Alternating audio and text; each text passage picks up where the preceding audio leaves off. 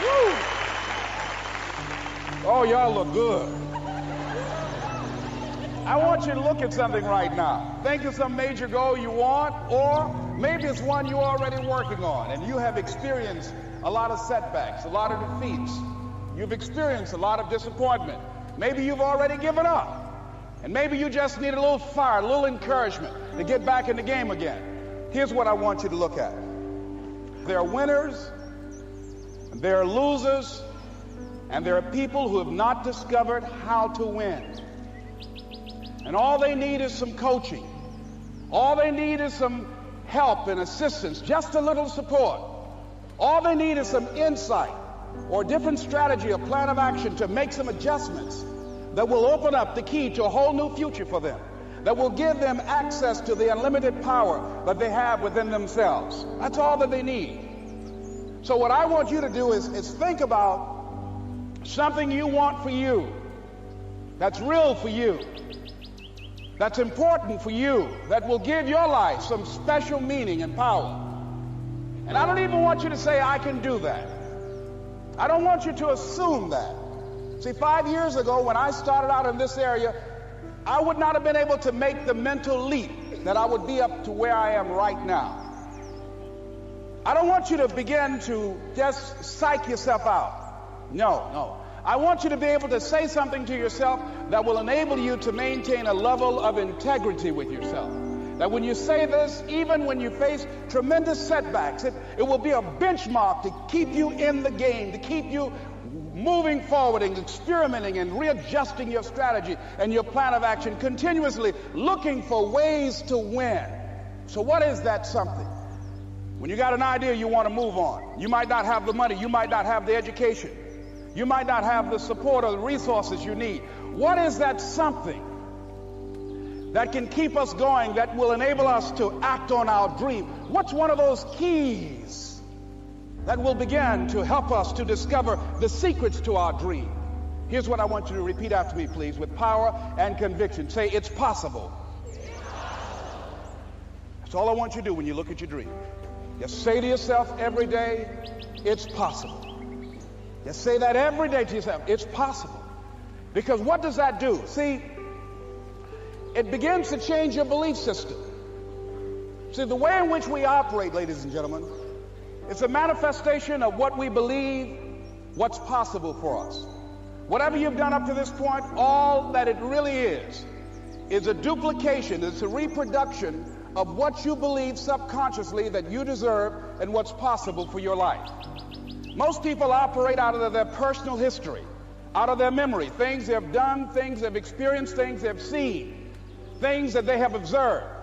What I'm suggesting that you operate out of a larger vision of yourself. I want you to see yourself doing what you want to do, experiencing what you want to experience, having what you want to have, doing what it is that gives your life some meaning and value. Operate out of your imagination, not your memory. Because whenever you look at where you want to go, I'm wanting to warn you, you will have some conversation back here after you go through the data that you've experienced in life saying you can't do it. And so what you want to begin to do is ignore that inner conversation. Well, most people, ladies and gentlemen, when something happens to them, what they do is they begin to believe that that's the way it is. That's the way it's always been. And they can't see the possibility of it being any different. Example, before April 1954, the common belief, the universal belief, because it had been tried again and again and again and people had failed, the belief was that man was not physically capable of breaking the 4-minute barrier, that he could not run a mile in less than 4 minutes. That was the belief on the planet. It had never been done. But here's what happened, ladies and gentlemen. Roger Bannister came along, and he broke the 4-minute barrier. Now, here's what's significant about that. Since that time, up to this day, over 20,000 people have done it, including high school kids. What changed? 20,000 people. What changed? Here's what happened when they got on the track. They knew it had been done. And because they knew it had been done, there was a new belief about this barrier, about this goal that was unreachable. And those 20,000 people got in a race believing, knowing in their heart that someone had done it, that it's possible, that they could do it. And I'm saying that if you know anybody that had some goal, some dream, something they wanted to do, and they did it, then I'm saying that you know in your heart that if someone has done it, then you can do it. It's possible. And that if someone can make their dream become a reality, that it's possible that you can make your dream become reality. And so as you begin to look at where you want to go, beginning to embrace that, it's possible. I'm blessed and highly favored. I've got a lot going for me. I got some good stuff in me. And it's possible that I can bring my greatness out here in the universe. That I can do what I want to do. It's possible I can write my own book. I can have my own business. I can take the trip and travel around the world. It's possible. I can bounce back from adversity and reinvent my life. It's possible.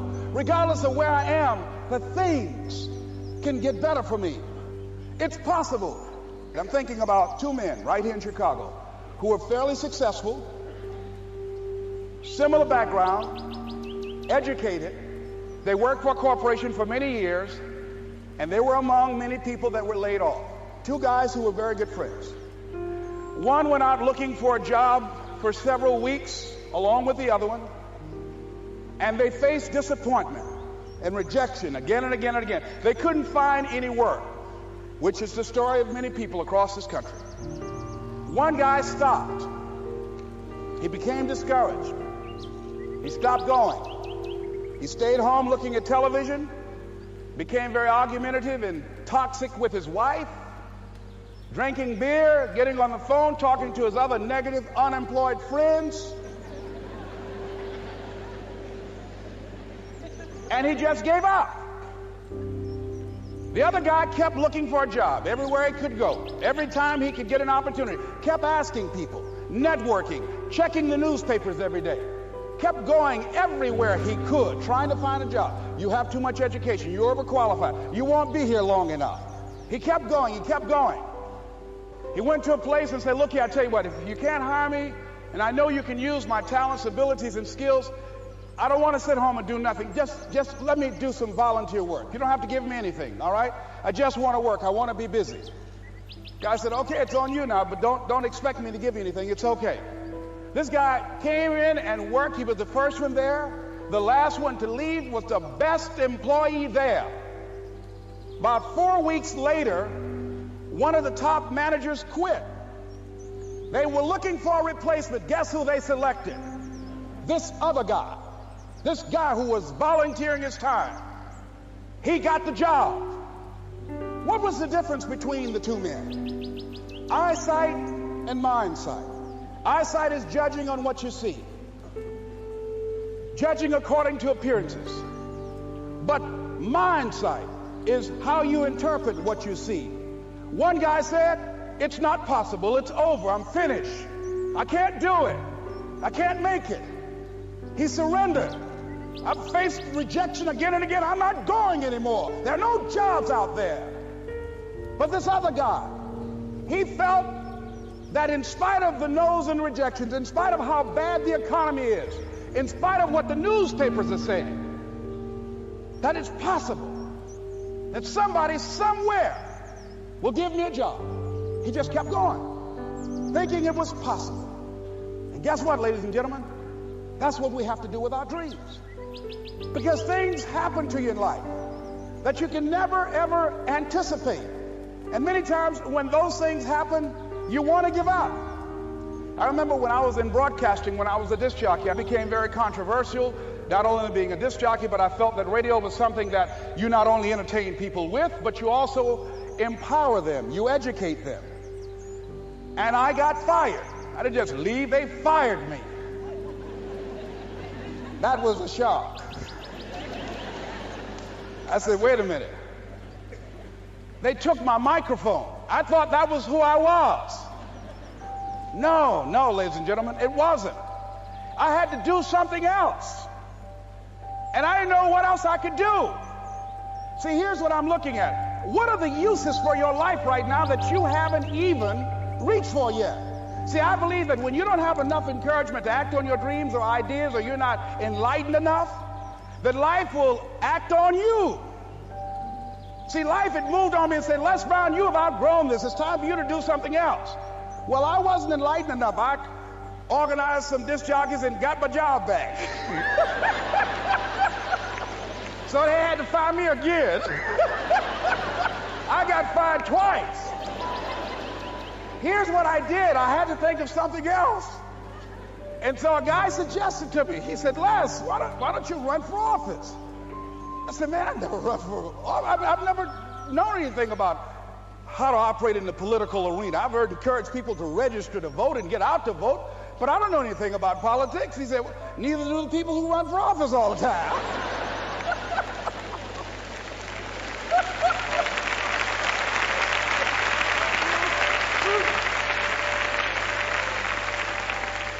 So I ran. Now here's what I'm suggesting. I ran. You got to do what you can where you are with what you have. I didn't have any money. I didn't know anything about the political process. I didn't even have any support. But here's what the guy told me. It's possible you could win. That's all I had. I was running against an endorsed candidate. He was an incumbent. He had the newspaper support, all of the leadership in the community, and I was challenging this guy. So I had a saying when I was on radio, stand up for what you believe in because you can fall for anything. And I would go door to door. I have my kids on one side of the street. I would be on the other, and I'd knock on doors. Hello, my name is Les Brown. Tell everybody I'm still standing. They get on the phone. Child, Les Brown was to my house today. You know the boy on the radio with the big mouth? Yeah, they fired him, honey. Say he's still standing. See, I'm saying just keep moving. Don't start feeling sorry for yourself. Don't spend time blaming and talking about what happened to you. See, whatever you talk about, that's what you multiply and expand in your life experience. So don't talk about stuff unless you want it to keep on happening to you, all right? So I got in that kind of action.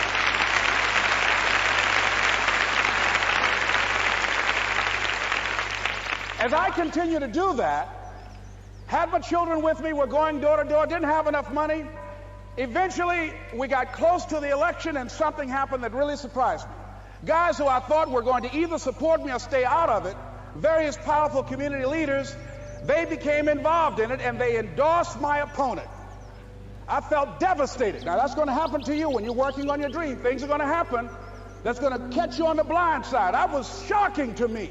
They didn't have to do that. All they had to do was just stay out of it. But here they go, come up in there messing with me. Now that's going to happen. There's some people who believe it's their personal business to stop you from living your dream, all right?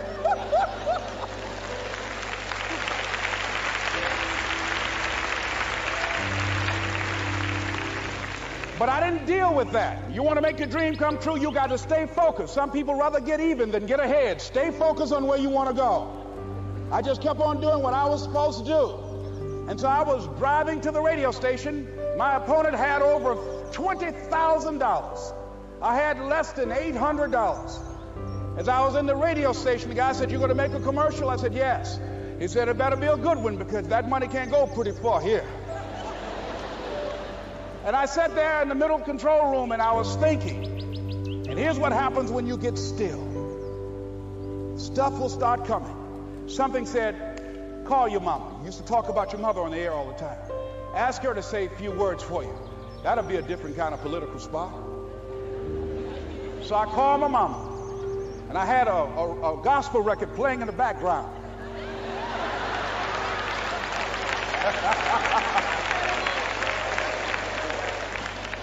And then I had my mother say, "Hello, this is Mrs. Mamie Brown. When I raised my sons, I raised them to be good children. When they got out of hand, I beat their behind and made them go right. Please vote for my son. He's a good boy."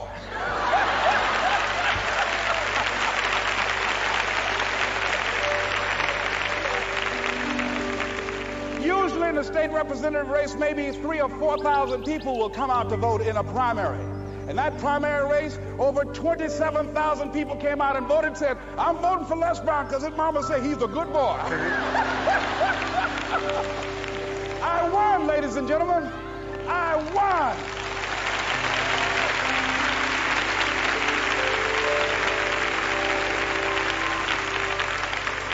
So you've got to be willing to stay focused, to be creative, to be relentless, because things are going to happen to you when you're working on your dream, when you get on track. I remember when I first got involved in speaking, one of the main things that speakers like to do is speak to a certain association that they have over 10,000 of their sales reps that come to this convention. And I was relentless. I kept saying, it's possible. It's possible. See, what I want to let you know and set you up for, because you said it's possible, don't mean that you're not going to have any problems. That Murphy's Law ain't going to come and slap you side the head. Old Murphy going to come visit you. He's waiting for some of y'all out in the parking lot. Oh, you say it's possible. Okay, it's possible. You better get up. Well, I was working. I kept saying it's possible. They got other speakers on this program. I can be on that program too. I kept selling myself. I got all fired up. And I was calling them every day. And the lady finally said, Mr. Brown, I tell you what, we want you to come in and talk to our sales executives. You got the kind of fire and guts that they want, that will motivate them. And let me tell you something else. We want you to bring your motivational tapes. You're going to need at least $50,000 worth of tapes. I said, is that right? Yes, because they want to keep that drive alive. I said, all right. I called the guy who duplicates my tapes. I said, Don, how you doing? This is Les.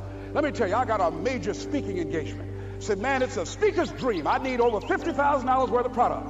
He said, Les, you don't have that kind of credit. I said, I know, but Don, I can sell that. Just right after speaking engagement, I'll give you your money in 4 days. He said, are you sure, Les? I said, yes, man, I got a major speaking engagement, and they told me to do it.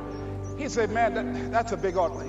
Let me talk with the lady with you. I said, hold on just a minute, man. Call the lady back. Hello, Evelyn, how you doing? This is Les Brown. I got Don on the phone. What did you say? Do I have the speaking engagement? Yes, you do. And what else you suggest? Les, our people, they buy a lot of tapes. Your tapes are very popular among them. I'm saying bring at least $50,000 worth of tapes, Les. You'll sell everything you got and more. I said, did you hear that, Don? He said, yes. I said, now, if anybody else has to make a decision, are you the final person? She said, I'm the final person. I will send you the contract. I want you. I said, did you hear that, Don? He said, yes. I said, oh, ye of little faith. I said, duplicate the tapes, man. Hung the phone up. Well, he duplicated the tapes. 1 week came by. I'm checking the mail every day. No contract. I said, come on, Murphy, don't start now, man. Come on. Come on, man, give me a break. Come on, you know, this ain't fair. Come on, man. Give your boy a break. Come on. I talked to myself, you know. I didn't want to call him right now. 2 weeks passed by. Murphy said, don't you think you ought to call him? I said, okay. I called. I said, hello, this is Les Brown calling. How you doing, Les? I said, fine. I said, Evelyn hasn't sent my contract out yet. Any additional information you need? So, Les, you haven't heard? I said, no. I said, Evelyn died. I said, she died? I said, did she say anything about me?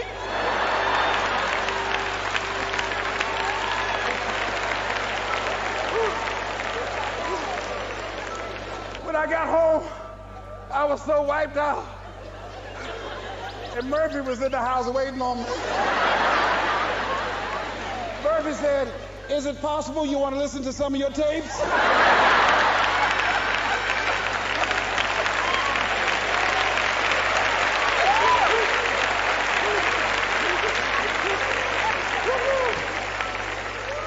But ladies and gentlemen, here's what I had to do. I had to begin to focus on what was the solution. That this was not the only place that I'll be able to sell those products. And as I began to challenge myself and got some help and support and some other input, I eventually did. It took longer, but it was challenging.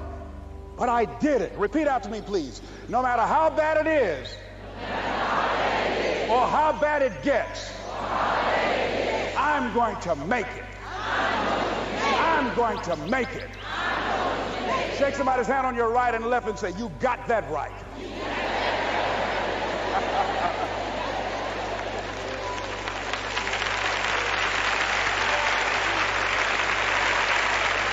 Repeat after me, please. It's possible.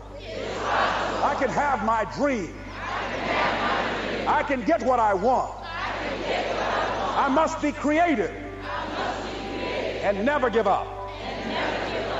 Now, let me share something else with you, ladies and gentlemen. When you know within yourself that there's something you want to do, and I believe that all of us were born with a purpose, that all of us have something that we are supposed to do, that all of us have some goodness within us, and that goodness gives us a responsibility to manifest our greatness. And when you know that, you can feel it in your guts, and you know that you're deliberately operating below your potential, you've gotten comfortable, you stop expanding, you stop stretching, you stop challenging yourself. Let me share something else with you. Not only is it possible for you to have your dream, but it's necessary. It's necessary that you have it, that you work on it, that you develop yourself, that you go for what is yours in the universe. I have a friend that at the beginning of the year I was in Los Angeles giving a speech, and I do a seminar teaching people how to become involved in the speaking business, and also one called Speaking with Power, teaching people how to begin to develop their communication skills.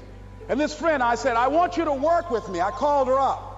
She said, Les, are you sure I can do it? Sure you can. You have a PhD in communications. I don't have that. If I can do it, sure you can do it. In fact, I'm going to give you the support that you need. Here's what I realized, ladies and gentlemen. We only have enough energy to take us to a certain level. But it's necessary that we assemble ourselves with other people who share our vision, other people that can see it for us, to give ourselves a home court advantage.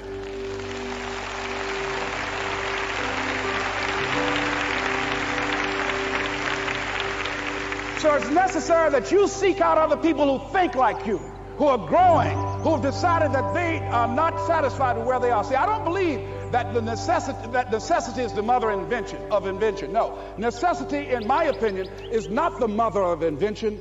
Refusing to accept things the way that they are is the mother of invention.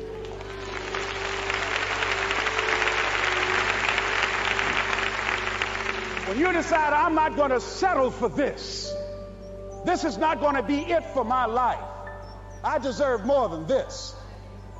See, that will start making you do some stuff. See, a lot of people go to work every day miserable, and all they do is just talk about how miserable they are. But they don't do anything about it. So I was telling her that I knew she hated her job with a passion. I said, you can do this. You got more going for you than I have going for me. And we've been going through this for years, ladies and gentlemen. She'd been to my seminar speaking for a living. She brought her husband, and that was one of the major problems that I realized that happened in her life. He couldn't see it for her. So you got to make sure that you have people in your life that can see it for you, that will encourage you. Non-affirming relationships can hurt you.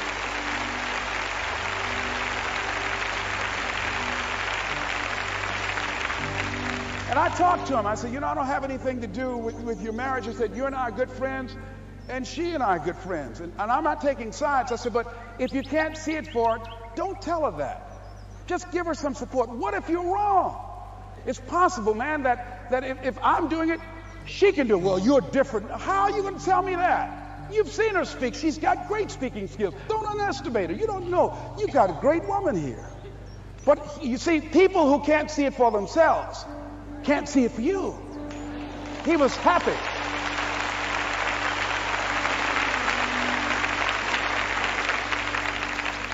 So I said, will you do it with me? I said, I'm going to give you the support you need. You can't do it by yourself. I will stand with you. She said, you will? I said, yes. I'm going to make you a part of my seminar. You'll do a part of it, and I'll do a part of it. Speaking with Power. She said, okay.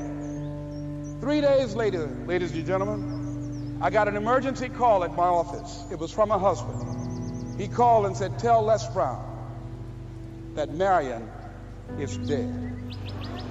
I said, oh no.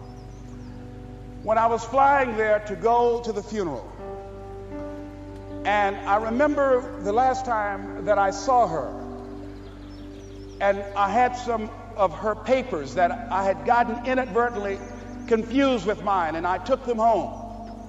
And I was searching through these papers to do one of her works. She was a prolific writer.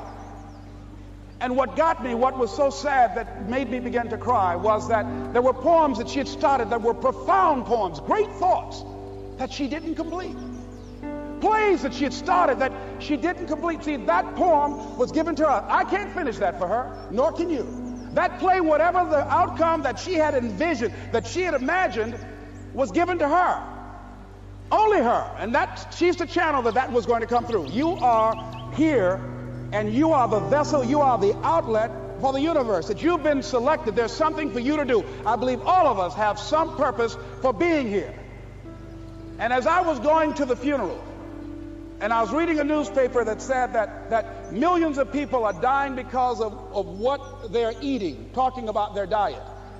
And I'm sure that it was Marion talking to me, whispering, saying, Les, the next time you speak, say that even more are dying because of what's eating them.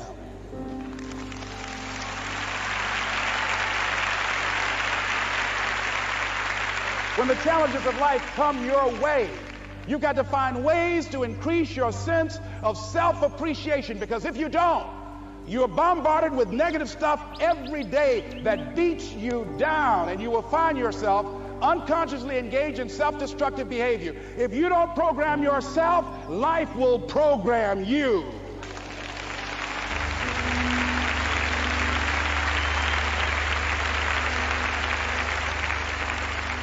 So you want to have an agenda for your life. It's necessary that you have some direction for your life. A friend at the National Speakers Convention gave us a presentation, and it really struck me. He was talking about when he was traveling across Europe, Warren Gresham, and he said at different points, soldiers would wake them up on their journey and ask him the question.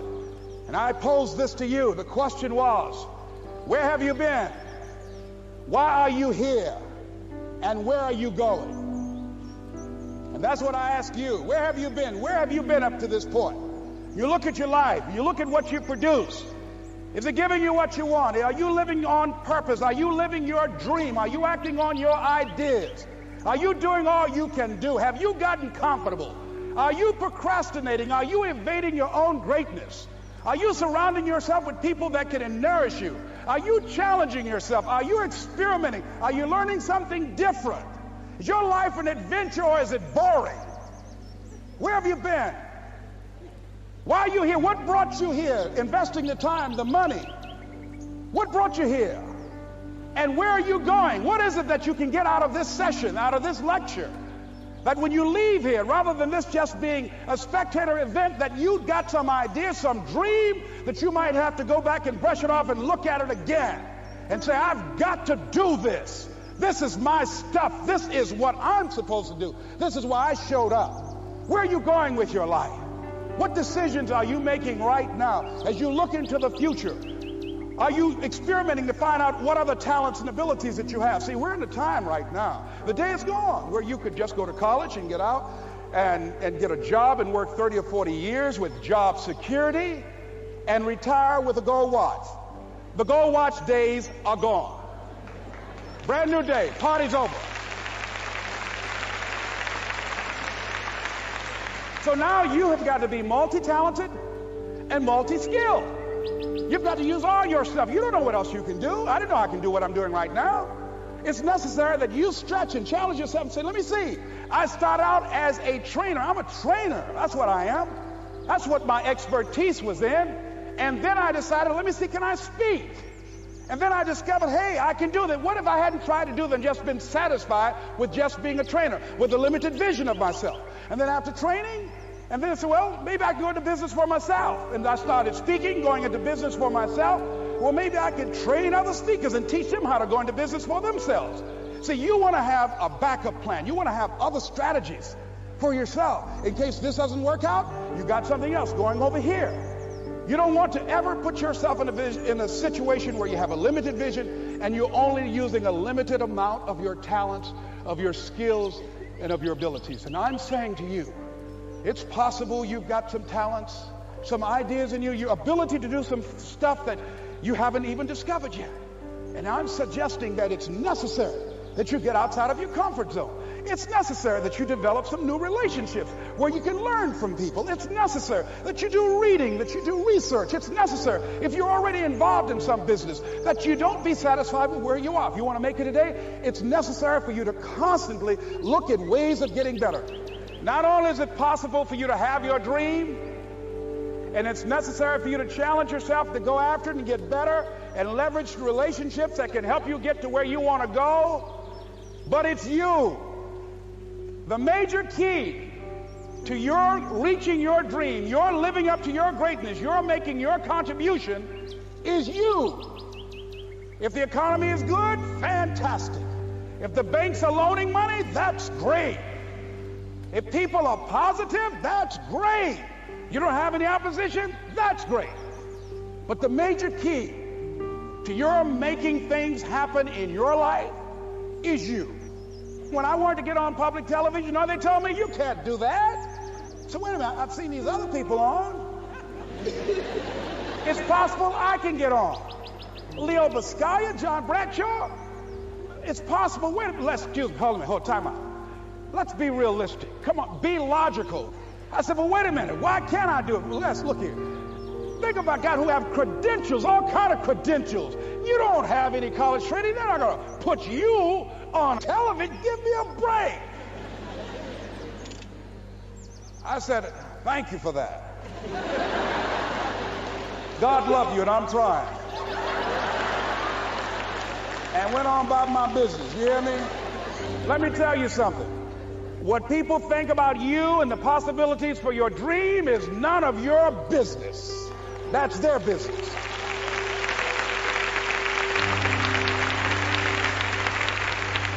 They have no imagination, ladies and gentlemen. They're living out of the past, out of their memory. Their attitude is it can't be done because they haven't seen it.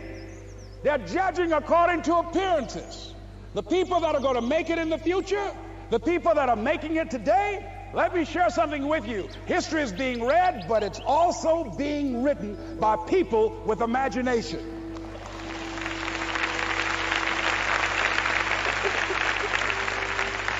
So I went to the next mode, necessary to start talking to people and seeking and asking for what I wanted and leveraging relationships and trying to find out how do the people do it that went ahead of me? How do they do it? And then what is it I need to do? How is it I need to train myself, to develop myself? What's the resources that will be required in order to make it happen? And as I start seeking out and asking questions, I started running into people who said, I know someone who can help you do that. And they helped me get connected with those people. Remember, we have so much energy that can take us so far. It's necessary that you hook up with some other energy that can take you to the next level. I hooked up with them. They said, let's go. I said, away we go.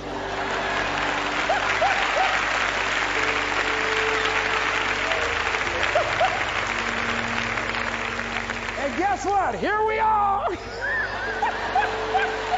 I love it. You want your stuff?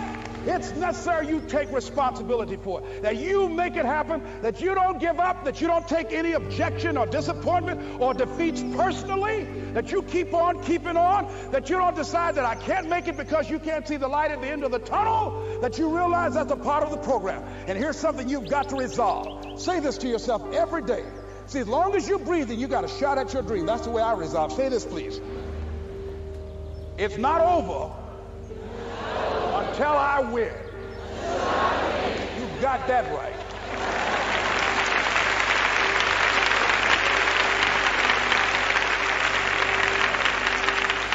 It's not over till I win. Not over till I get through. It's not over till I get over. Not over till I get what I want. Door can't open today, look out. I'm going to come back and take the hinges off. That's how you got to do that. You've got to have that kind of courage, that type of determination. If you want to make it happen, it's you. That you've got to take personal responsibility to make it happen. That you have got to own what it is that you want to do. If it's taking care of your well-being, if it's making a difference in our school system, if it's working with senior citizens, if it's to protect our ecology, if it's to create an economic renaissance, if it's just to take yourself to another level, it's you. You've got to make that happen. We can point out many things that can make it inconvenient or can slow us down. but ultimately, it's on us. Next step is, not only is it possible and necessary, and it's you to live your dream, to make this greatness that you have within you become a reality, but what I've come to appreciate when you're working on changing your life, changing some bad habit, getting out of addictive situations or relationships, or working to build a dream or making a difference in our society, or learning something that's very challenging. Here's what I realize, ladies and gentlemen, and develop a great deal of respect for. It's hard. Easy is not an option. It's hard living. Life is hard. See, it's hard when you are 49 years old, been working on a job for 17 years, and they come in and tell you you're finished and give you 1 week severance pay. And you got to start all over again. It's hard when you are married and raising children and your children are crawling and your husband dies unexpectedly. It's hard handling just the tragedies of life. It's hard when you're working on something and you put everything you have in it and it doesn't work out. You lose your money and other people's money. It's hard. It was rough when I lost my job, and I could not find a job. It was humiliating and embarrassing, borrowing money, and then I couldn't pay the money back when I told them I would. That's rough. How people look at you, how they respond to you. It's very hard. It's humiliating. Here's what I discovered that happens to you in life, that you will go through things, and while you're going through them, you can't understand why it's happening to you. But after you go through it, you get back and you look at it and you say, oh, now I understand why I needed that lesson. Have you ever happened to you? Raise your hand. Has it ever happened to you that I couldn't understand it then, but after I got through it, then I saw that was preparing me for bigger and better things.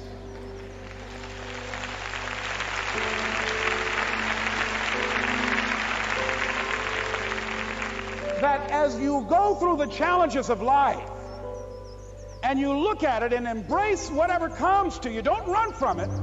Step toward it. Don't try and duck it like most people do. See, most people want it easy. See, easy come, easy what? Easy go.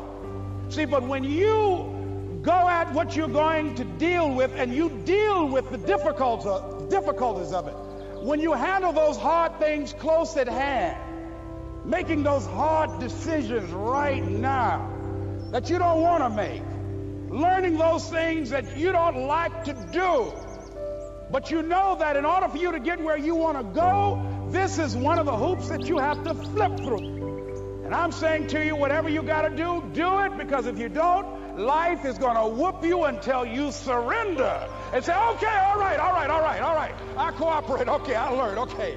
It had to wear me out a long time. So if it's hard, then do it hard. Now, how do you hang in there during the hard, difficult times, Les? You must have faith. You've got to believe in yourself. You've got to believe in your abilities. You've got to believe in your service, your company, your ideas, unquestionably. You've got to have faith, and that faith gives you patience. That it's not going to happen as quickly as you want it to happen. A lot of things are going to happen that will catch you off guard. And so therefore you've got to deal with and handle it as it comes. And not only that, but that faith and patience drives you into action. You've got to keep moving and keep plugging away. In the Far East, they have something that's called the Chinese bamboo tree. The Chinese bamboo tree takes 5 years to grow. And when they go through a process of growing it, they have to water and fertilize the ground where it is every day. And it doesn't break through the ground until the 5th year. Okay? But once it breaks through the ground, within 5 weeks, it grows 90 feet tall. Now the question is, does it grow 90 feet tall in 5 weeks or 5 years? The answer is obvious. It grows 90 feet tall in 5 years. Because at any time that person stopped watering and nurturing and fertilizing that dream, that bamboo tree would have died in the ground. And I can see people coming out talking to a guy out there watering and fertilizing the ground that's not showing anything. Hey, what you doing? You've been out here a long time, man. And the conversation in the neighborhood is, you growing a Chinese bamboo tree, is that right? Yeah, that's right. Well, even Ray Charles and Stevie Wonder can see ain't nothing showing. You know that's how people are going to do you? So how long you been working on this? How long have you been working on your dream? It's good. And you have nothing to show. This is all you got to show. People are going to do that to you. And some people, ladies and gentlemen, they stop. Because they don't see instant results. It doesn't happen quickly. They stop. Oh, no. You got to keep on watering your dream. And when it began to happen, they stopped laughing. They said, look. Whoa, look here. Look up. Hey, man, you know, I know you can do it. Look, you got a job here.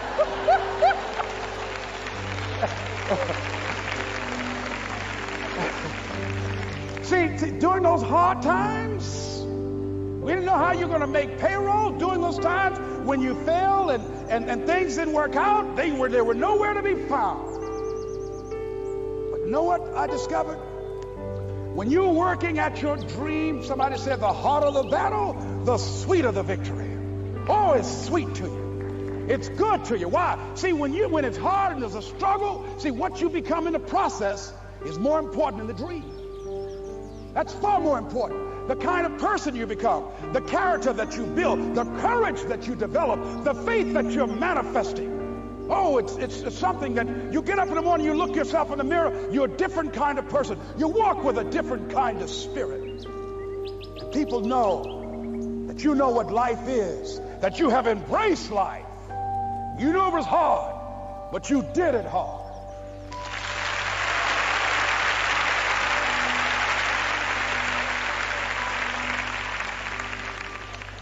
Now that takes us to the next level. If it's hard, why do people do it?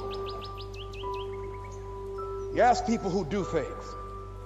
Why do they do it? People who climb mountains just for the sake of it. Nobody paying them to do it. Just do it. Somebody said, I'm going to run around the world. He said, why would somebody want to do that?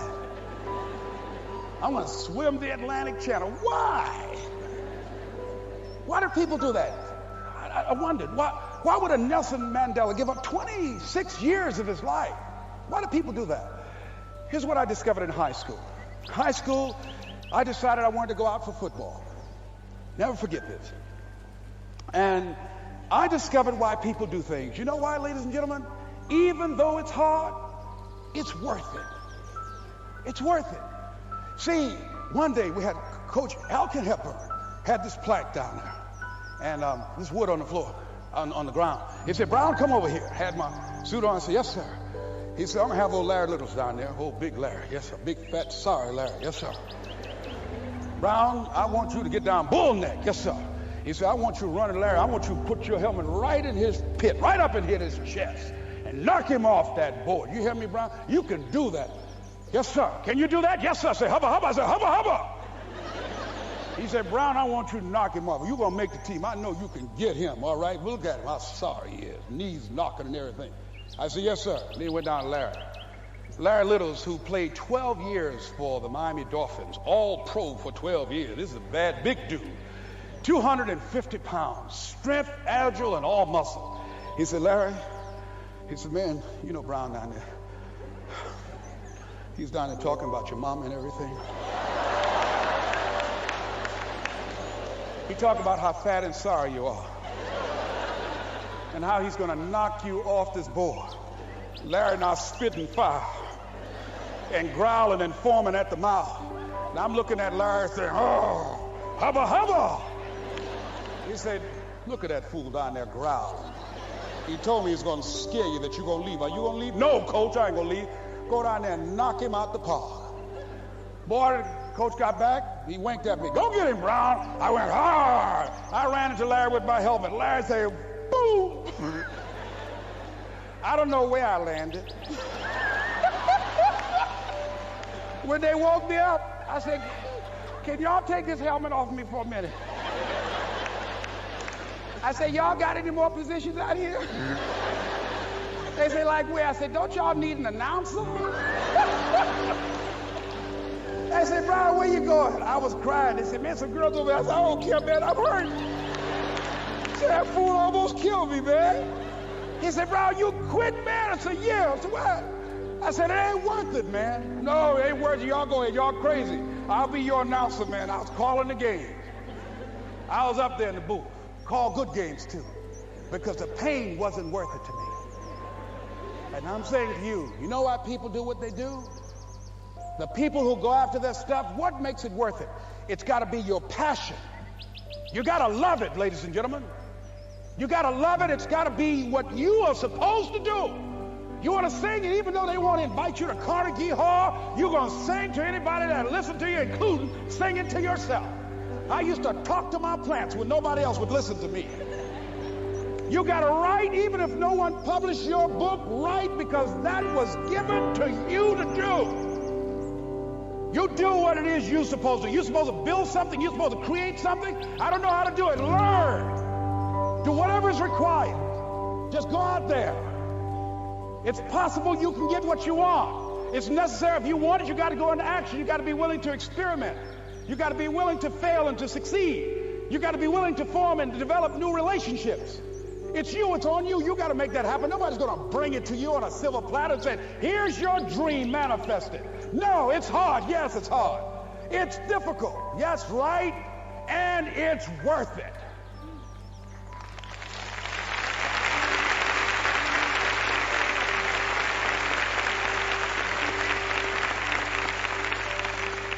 People ask, hey, man, you know, these kids, man, it's rough dealing with them. That's right. That's right. You think peer pressure happened overnight? We went through peer pressure. I remember as a kid, some guys said, hey, Les, me and another fellow named Willie Lower, we were going home. Hey, man, we're going down to Gould's, man, and knock off a grocery store. I said, look here, I don't want no part of that. I'll see y'all later. Say, y'all chicken. I said, that's all right, you say whatever you want. Low stop. I'm not chicken, man. Don't call me chicken. Then why don't you come? We didn't even ask you to come into place, man. All you do is just drive the car. That's all. I don't know how to drive that good. Well, we're trying to get Les to come. He's chicken. Hey, I'm not driving nothing, all right? Willie, don't care about what they say, man. Leave him alone. You want to go do it? You find somebody else to drive, or you drive yourself. Come on, Willie, man. Pull him. He stopped. I ain't chicken. All I got to do is drive? Yeah. I said, Willie, that sounds simple, man. Don't go, man. He went. And the next day we read the newspaper where when they robbed the store, when they came out running to a car, the merchant, the man who owned the store, came out just shooting wildly, and he hit the driver in the head. So peer pressure didn't just start in the 90s or the 80s. It's difficult and it's challenging for kids right now. And it's going to take some easy, simple methods to help bring them out of this madness, this insanity. No. Is it hard? Yes. Let's look at what we've been doing. What has worked? What has not worked? Let's look at where we want to go. What is it that we want to produce? What is it that we want to create for our young people? And as we think about that, start experimenting with different methods and techniques to create and to produce that. And begin to believe that it's possible. Through our commitment, through our vision, through our determination, our relentlessness, because of our belief, it's possible that we can reduce the teenage homicide rate, the teenage pregnancy rate, the dropout rate, that it's possible, looking at what kind of world are they going to be in. As we look at the global economy, that as we begin to use our collective will and genius and resources, It's possible that we can create an educational system that not only will test their minds with information and facts and figures, but will teach them how to think and be creative, and what does it mean to be a human being and to value human life, and how do you make relationships work? How do you bounce back from adversity? It's possible that we can give them a curriculum that will give their lives a sense of purpose and direction and meaning, and teach them how to begin to know and operate on a higher level of being, where they become assets to our society rather than liabilities. What if we leave here with that kind of consciousness that it's possible, as opposed to saying we have to write this generation off, that it's possible that we were born for such a time as this and that, that maybe someone here has the idea or the method or some plan of action or an approach that can resolve many of the problems that we're facing with young people today. Whatever we have to do to save our children, it's worth it.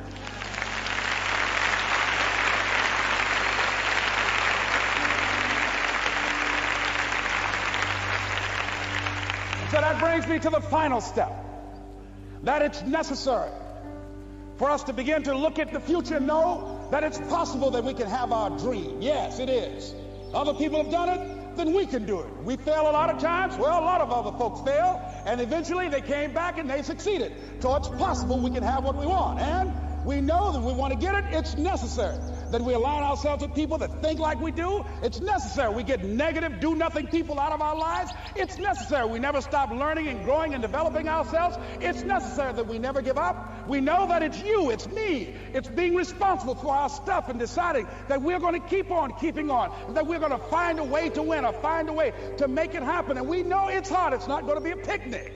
Yes, it's hard, and we will do it hard. And once we do it hard and we go through it, we realize it was worth it. And once you discover it was worth it, it is done. It's done.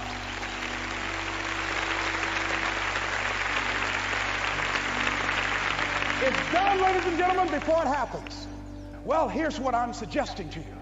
That when you're working, you have a wall to break through. Let's say a friend of mine he runs a marathon, and he says, when he's running the 26-mile marathon, he said, let's say that hypothetically, that 18th mile is the wall. He said, Les, when you get there and you're running, he says, everything in you is telling you to stop, to give up. Every muscle is aching, and you're saying to yourself, I can't do it. I can't do it.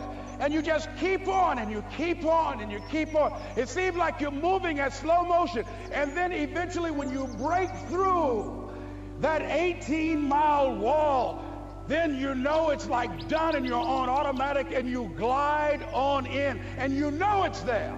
You know you're going to get to the finish line. And we've all had experiences where we were working on something, and we knew it was possible. And we did those things that were necessary to bring it into reality. We took the responsibility to make it happen. Other people couldn't see it. A lot of people didn't believe it. You were attacked. You were criticized.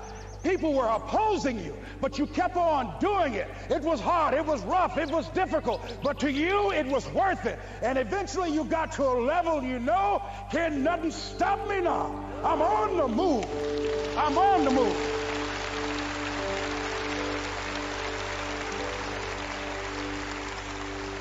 Finally, I'm thinking about a friend of mine who is no longer operating on this dimension.